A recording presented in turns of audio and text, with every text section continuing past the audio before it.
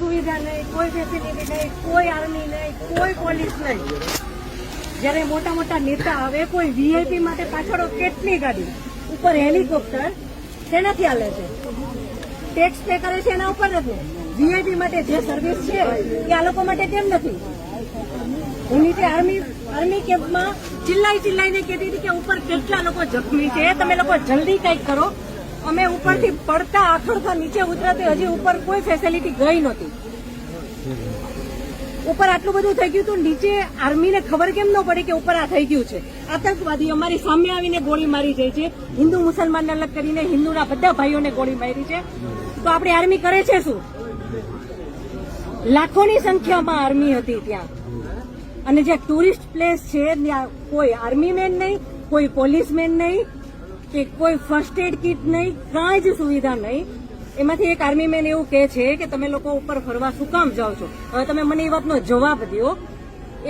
જો આ રીતનું હતું તો તમે અમને જવા શું કામ દો છો?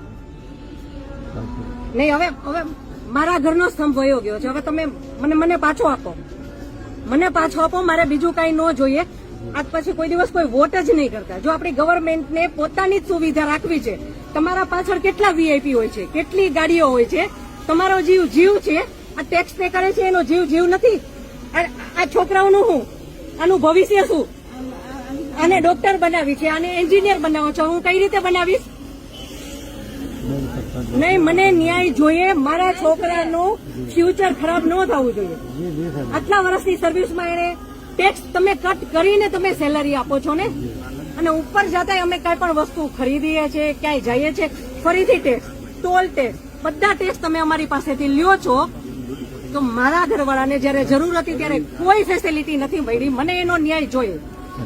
તમે લોકો અહીંયા જ રહ્યો, તમે કહો મને કે તમે શું કરશો એના માટે. આ એક નહીં, આના જેવા જેટલા ભાઈઓ બધા નિર્દોષ હતા, બધાને આવડા છોકરા હતા. નહીં, સરકાર ખાલી કહે છે કે અમે કરશું. આ બધું બની ગયું.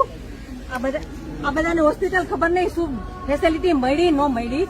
બીજે દિવસે આટલો કરફ્યુ, આટલી રોડ બંધ, રોડ ઉપર 100-200 જ્યાં જોઈને ઢગલા. નહીં સર, નહીં, સાંભળો, તમારે સાંભળવું પડશે.